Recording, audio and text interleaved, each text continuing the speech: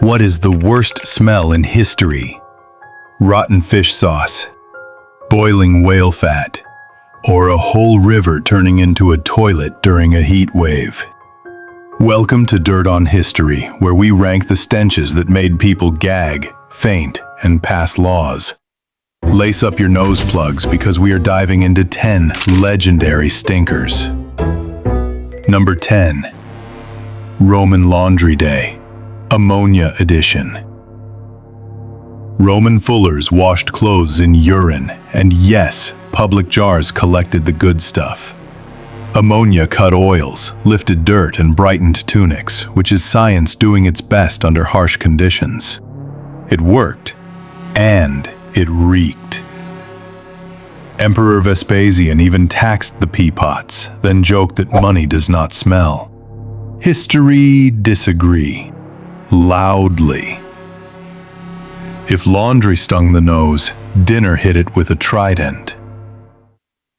Number 9. Garum factories. Rotten fish royalty. Garum, the Roman fish sauce, fermented in the sun for weeks. The result flavored everything, and the smell gave coastal towns a reputation you could track by wind direction. Think low tide multiplied by heat with bonus guts. Delicious on bread, disastrous downwind.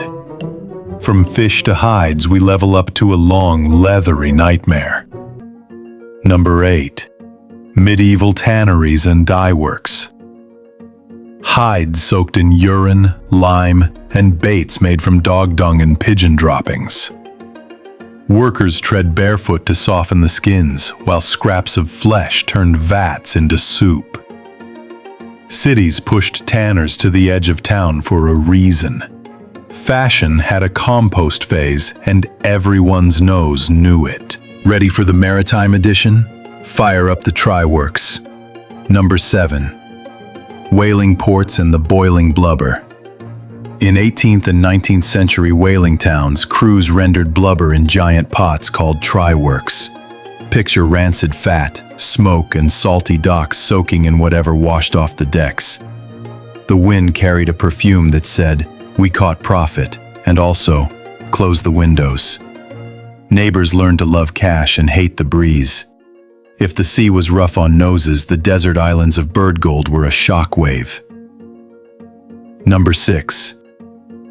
The guano boom, a mountain of fertilizer. 19th century farmers worshipped Peruvian guano because it supercharged fields.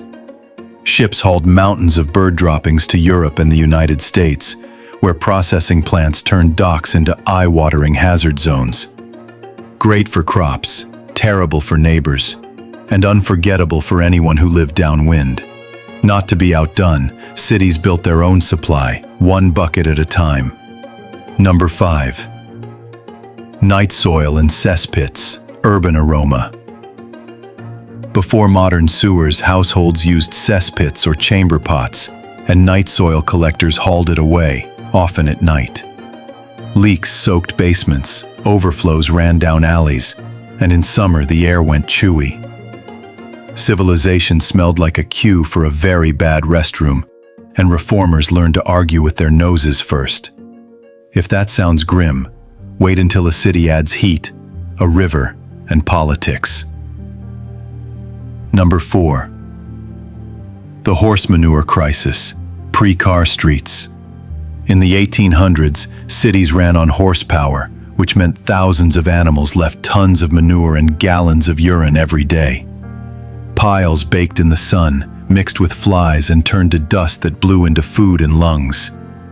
The stench moved newspapers, public meetings, and eventually the market for cars.